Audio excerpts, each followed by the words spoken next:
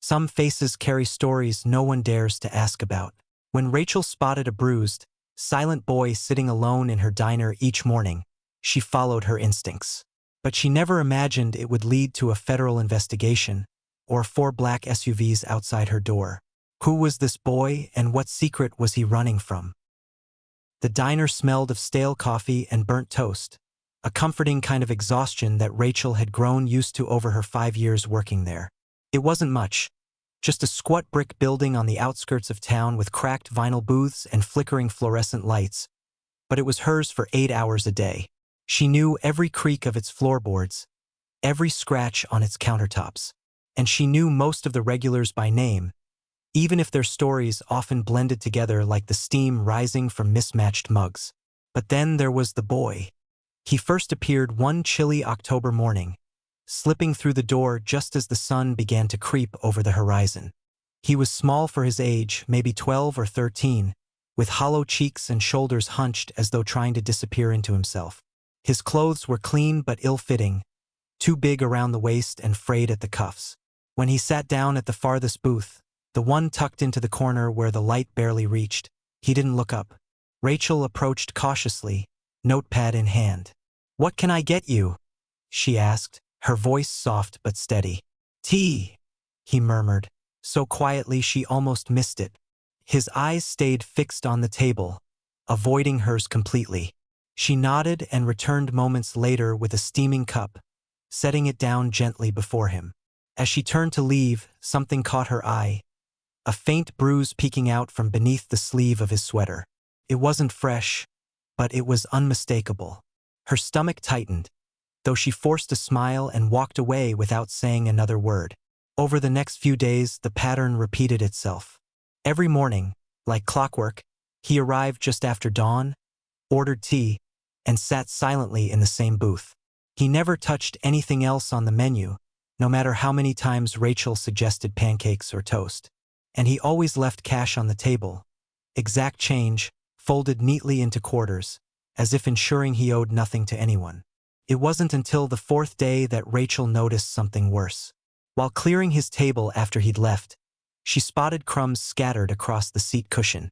Someone had been eating here, hastily wiping away evidence before leaving. Hunger, she realized, drove people to desperate measures. But this boy, there was something more going on, something darker. Her suspicions deepened when a gruff man sitting nearby made a snide comment about kids these days. "Always looking for handouts," he muttered loud enough for half the diner to hear. "Bet he'll be back tomorrow begging for scraps." Rachel bristled but said nothing. Instead, later that afternoon, she packed a sandwich and slid it onto the boy's table along with his usual tea. "Kitchen mistake," she whispered quickly, already retreating before he could protest. From the corner of her eye, she saw him hesitate, glancing around nervously before tucking the food into his backpack. The act became routine. Each day, Rachel found ways to sneak extra food onto his plate, a slice of bacon hidden under the napkin dispenser, a muffin wrapped discreetly in foil. Sometimes she caught glimpses of gratitude in his expression, fleeting flashes of relief that vanished as soon as they appeared. Other times he seemed wary, almost afraid, as though expecting someone to burst through the door and snatch the offerings away. 2 weeks passed this way, each morning blending into the next. Then one day he didn't show up. At first, Rachel told herself not to worry. Maybe he'd slept in, or he'd finally found somewhere better to eat. But as the hours dragged on and his booth remained empty, unease settled heavy in her chest. That evening, while cleaning up, she spotted something lying forgotten on the seat cushion, a small leather-bound diary. Her fingers trembled as she opened it, scanning the cramped handwriting inside. Phrases jumped out at her. "Wait for uncle," "Don't trust the lady who knocks," "Stay hidden."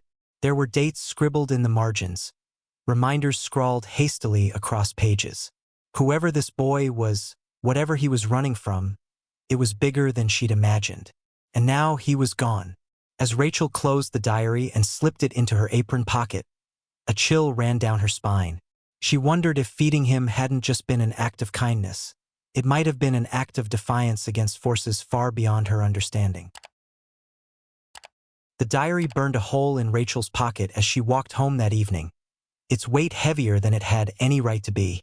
She told herself she wouldn't read it. Not all of it, anyway. Just enough to understand who the boy was and why he'd vanished so suddenly. But once she sat down at her kitchen table, the worn leather cover practically begged to be opened again. She flipped through the pages slowly, her heart pounding with each new revelation. The entries were fragmented, disjointed, sometimes just a single sentence scrawled in haste. Others stretched across multiple pages, detailing plans for escape or warnings about people he referred to only by initials.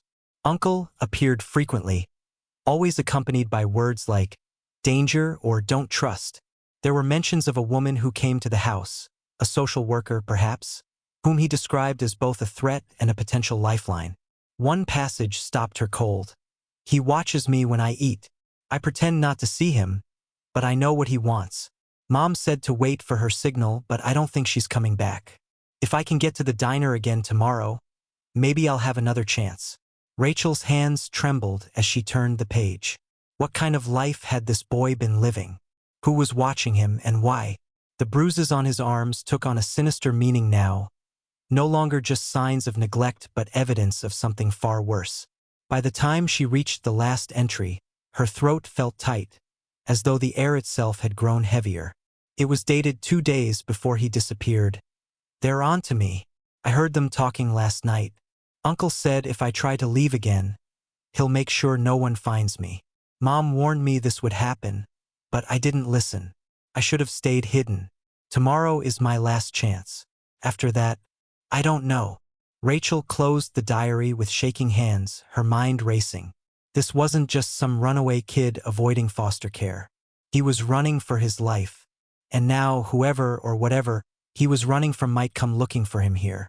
The next morning, Rachel arrived at the diner early, hoping against hope that the boy would walk through the door. But as the hours ticked by and the booth remained empty, dread settled deep in her chest. Her boss, Carl, noticed her distraction almost immediately. "You've been distracted lately," he said, leaning against the counter with his arms crossed. "Customers are starting to notice too." "I'm fine," Rachel replied automatically, though her voice lacked conviction. Carl raised an eyebrow. "Fine doesn't waste food. You've been slipping leftovers onto plates without charging for them. That costs money, Rachel. Either stop doing it, or start paying for it yourself." She bit back a retort, knowing better than to argue. Instead, she nodded stiffly and promised to be more careful. But as soon as Carl turned his back, she slipped into the storage room and pulled out her phone. She needed answers, even if they weren't hers to find. A quick search online yielded little. Just a grainy photo of the boy posted on a local news site months ago. The headline read, "Missing boy spotted near county line. Authorities urge public assistance." Below it, comments poured in from strangers, most dismissive or cruel. Probably just another runaway looking for attention. Kids these days don't appreciate anything. They run off and expect everyone else to clean up their mess. Hope he gets caught. Scum like him ruin neighborhoods. Rachel stared at the screen, anger bubbling beneath her skin. How could people be so callous? Didn't they realize this boy was fighting for his life? Or did they simply not care? Her thoughts were interrupted by the sound of footsteps behind her. Turning quickly, she shoved the phone into her apron pocket and plastered on a smile. A family had just walked in, their laughter echoing through the otherwise quiet diner. Forcing herself to focus, Rachel greeted them warmly and took their orders, all while her mind churned with unanswered questions. Later that afternoon, during a rare lull, she pulled the diary out again. This time, she flipped to the front, searching for any clues about the boy's identity. On the inside cover, written in faded ink, was a name, Leroy.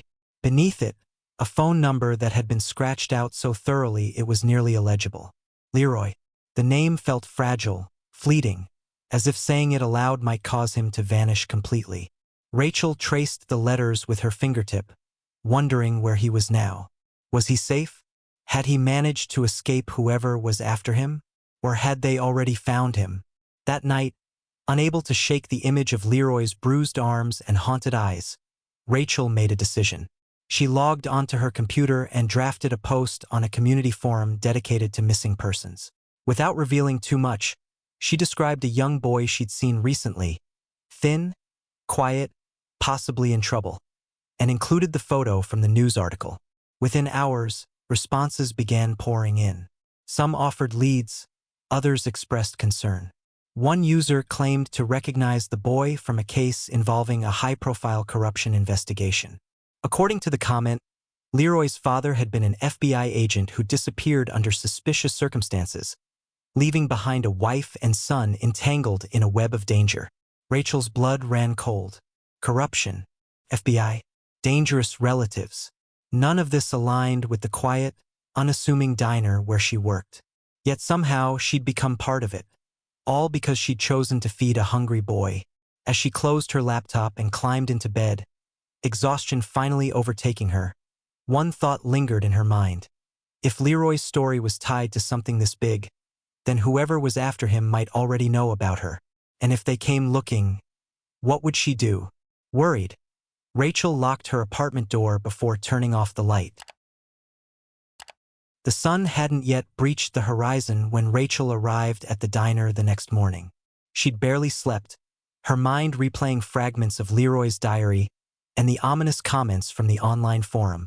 Every shadow outside her window had seemed larger than it should have been, every creak of the floorboards louder. By the time dawn broke, she was already dressed and pacing her apartment, unable to shake the feeling that something or someone was coming.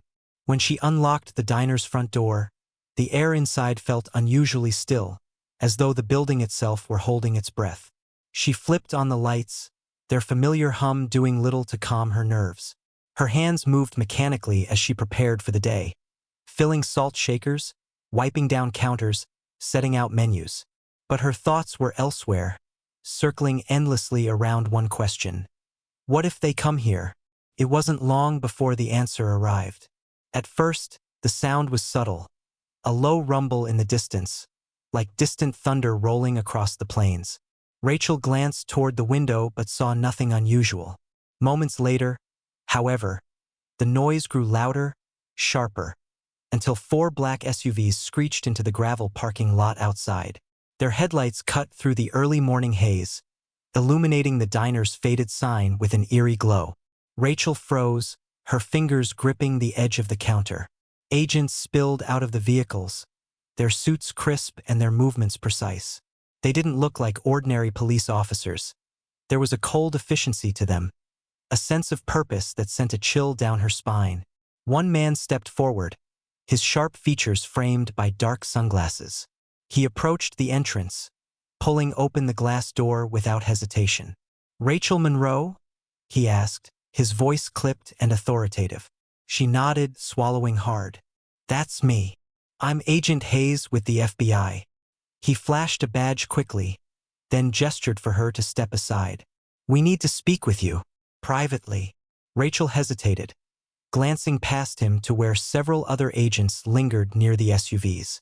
Some were speaking into radios, while others scanned the area with practiced precision. Whatever this was, it wasn't routine. "Can I ask what this is about?" she said, her voice steadier than she expected. "It's about Leroy," Agent Hayes replied, his tone softening slightly. "You've seen him recently, haven't you?" Her heart skipped a beat. "How do you know about him?" "That's what we're here to discuss," he said, motioning again for her to move aside. "Please, Ms. Monroe, this is important." Reluctantly, Rachel led him to a booth near the back of the diner, far from prying ears. As they sat down, Agent Hayes removed his sunglasses, revealing piercing blue eyes that seemed to see straight through her. "Leroy is the son of Agent Marcus Kane," he began, his words measured. "His father disappeared 6 months ago while investigating corruption within the state government. Since then, Leroy and his mother have been under protection, but things went wrong. His mother, an informant, is currently in witness protection. Leroy was being held against his will by a relative involved in the investigation." Rachel's stomach churned. "You mean his uncle?" Agent Hayes nodded. "A dangerous man with ties to organized crime." When Leroy managed to escape, we lost track of him. Until now. And you think he came here? She asked, though she already knew the answer. We're certain of it, Hayes said. Based on surveillance and reports, Leroy spent weeks hiding in this area. You mentioned feeding him. Did he leave anything behind? Anything at all? Rachel hesitated, her fingers brushing against the pocket of her apron where the diary lay hidden. For a moment, she considered lying. What right did these strangers have to pry into Leroy's private thoughts? But something in Agent Hayes' expression stopped her. There was urgency there, yes, but also concern. Real concern. He left a diary, she admitted finally, pulling it from her pocket and sliding it across the table. It's not much, but it might help. Hayes opened the diary carefully, scanning the pages with growing intensity. At one point he paused, his brow furrowing. This confirms what we suspected, he murmured. He knew his uncle was onto him, knew he was running out of time. Rachel leaned forward, her voice trembling. Is he safe? Did you find him? Hayes closed the diary and met her gaze. We located him yesterday evening. He's in protective custody now, thanks in part to your actions. You gave him enough strength and time to stay hidden until we could intervene. Relief washed over Rachel, though it was tinged with guilt. She thought of all the days Leroy had sat silently in her diner, starving and afraid, and wondered how many others like him existed, unseen and unheard. There's something else, Hayes added, his tone softer now. Before his disappearance, Agent Kane recorded a final message. In case something happened to him, he wanted certain people to know. He trailed off, pulling a folded piece of paper from his jacket. To know how grateful he was for their courage. Specifically, he mentioned you. Rachel took the note with shaking hands, unfolding it slowly. The handwriting was hurried but deliberate. If anything happens to me, please tell the woman at the diner that she saved my son when no one else could. Thank you for being brave enough to care. Tears blurred her vision as she read the words over and over. Brave. Was that what she'd been? Or had she simply followed her instincts, doing what felt right even when it scared her? Agent Hayes stood, tucking the diary into his briefcase. You've done more than you realize, Ms. Monroe. We'll take it from here. But rest assured, Leroy is safe now. Because of you. As the agents filed out of the diner, Rachel remained seated, the note clutched tightly in her hand. Outside, the SUVs roared to life, their taillights disappearing into the distance. The diner was silent once more, but the weight of what had just transpired lingered heavily in the air. Later that afternoon, as customers began trickling in, Rachel found herself staring at the empty booth where Leroy used to sit. The memory of his quiet presence filled the space, a reminder of the boy who had changed everything without saying a word. She realized then that bravery wasn't always loud or dramatic. It could be as simple as leaving a plate of food on a table, trusting that it might make a difference. And sometimes it did. Weeks passed, and life at the diner returned to its usual rhythm, or so it seemed on the surface. The black SUVs were gone, the agents replaced by regular customers who came for coffee and pie, oblivious to the drama that had unfolded within those walls. But Rachel couldn't shake the feeling that something fundamental had shifted. Every morning, as she unlocked the door and flipped on the lights, her eyes drifted instinctively to the corner booth where Leroy used to sit. It was empty now, but his presence lingered like a ghost, haunting her in ways she hadn't anticipated. Then, one afternoon, an envelope arrived in the mail. There was no return address, only her name scrawled neatly across the front in block letters. Her heart raced as she tore it open, pulling out a single sheet of lined paper folded carefully inside. The handwriting was unmistakable, Leroy's cramped, uneven script, but the words themselves brought tears to her eyes. Dear Rachel, I don't know how to thank you. You probably think what you did wasn't much, but it meant everything to me. When I came to your diner, I didn't expect anyone to notice me. I didn't want them to, but you did. And because of that, I found the courage to keep going when I thought I couldn't anymore. They told me I'm safe now. My mom is too. We'll be starting over somewhere new. A place where no one knows our names or our story. Feels strange, like stepping into someone else's life instead of my own. But I think that's okay. Maybe we need a fresh start. You gave me more than food, Rachel. You gave me hope. You made me believe there were still good people in the world. People like you. If you ever wonder if what you do matters, it does. More than you'll ever know. Thank you for being my silent refuge. Leroy. Rachel read the letter 3 times before folding it back up, her hands trembling. She tucked it into her apron pocket, close to her heart, and went about her shift as though nothing had changed. But everything had changed. Leroy's words echoed in her mind long after she'd memorized each sentence, planting seeds of possibility she hadn't considered before. That evening, after closing up the diner, Rachel sat alone at one of the booths, staring at the note under the dim glow of the overhead light.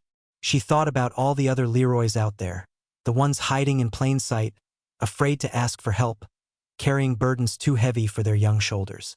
How many of them walked past unnoticed, dismissed as troublemakers or runaways? How many stories like his ended not with rescue, but with tragedy? An idea began to form, quiet at first but growing louder with each passing moment. What if the diner could become more than just a place to eat? What if it could be a haven, a refuge, for those who needed it most? The next day, Rachel approached Carl, her boss, during a rare lull between customers. "I've been thinking," she said, her voice steady despite the nerves fluttering in her chest. "What if we started doing something different here? Something bigger?" Carl raised an eyebrow, skeptical but intrigued. "Bigger how? Like offering meals discreetly to families in need. No questions asked.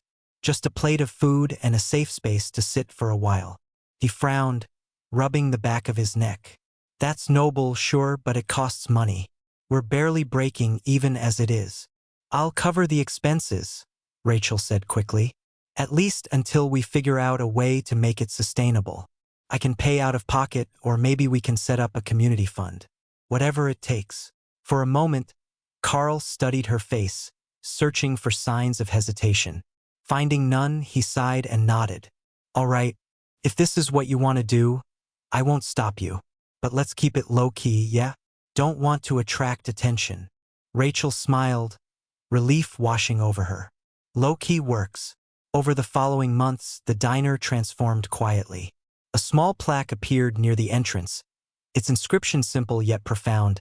"Here, everyone has a place at the table." At first glance, nothing else seemed different. Customers continued to come and go, ordering burgers and milkshakes without noticing the subtle changes happening around them. But beneath the surface, the diner became a lifeline for those in need. Families in witness protection programs began finding their way there, drawn by whispers of a safe haven where no one judged or asked questions. Single mothers with tired eyes and hungry children slipped into booths late at night, leaving behind crumpled bills or heartfelt thanks. Teenagers like Leroy, bruised, scared, and searching for a reason to hope, found solace in a steaming cup of tea and a warm smile. Rachel paid for the extra food herself at first, dipping into her savings and working longer shifts to make ends meet. But word spread, and soon others joined her cause. Regular patrons started donating spare change, slipping coins into a jar marked community fund. Local businesses contributed supplies, bread from the bakery down the street, fruit from the market owner who remembered his own struggles as a child. Slowly but surely, the diner became more than Rachel's second home. It became a symbol of resilience, compassion, and quiet rebellion against a world that often turned a blind eye. One crisp December morning, as snow dusted the parking lot outside, Rachel received another unexpected visitor. This time, it wasn't an agent or a runaway. It was a woman in a tailored suit, holding a slim manila envelope. She introduced herself as Agent Hayes' colleague, sent to deliver a token of gratitude from the FBI. Inside the envelope was a framed certificate, its gold embossing catching the light as Rachel held it up to read. "To Rachel Monroe, for extraordinary acts of courage and humanity in aiding federal operations. Your actions exemplify the best of us." It wasn't official. There would be no public recognition, no headlines praising her bravery. But as Rachel hung the certificate on the wall behind the counter, hidden among faded photographs and laminated menus. She realized she didn't need accolades. The true reward was in knowing she'd made a difference. Later that evening, as she locked up the diner and stepped into the cold night air, Rachel paused to look back at the building. Its neon sign flickered faintly, casting a warm glow onto the frost-covered ground. She felt a sense of purpose so profound it took her breath away. The diner wasn't just hers anymore. It belonged to everyone who had ever needed a second chance, and to those brave enough to offer it.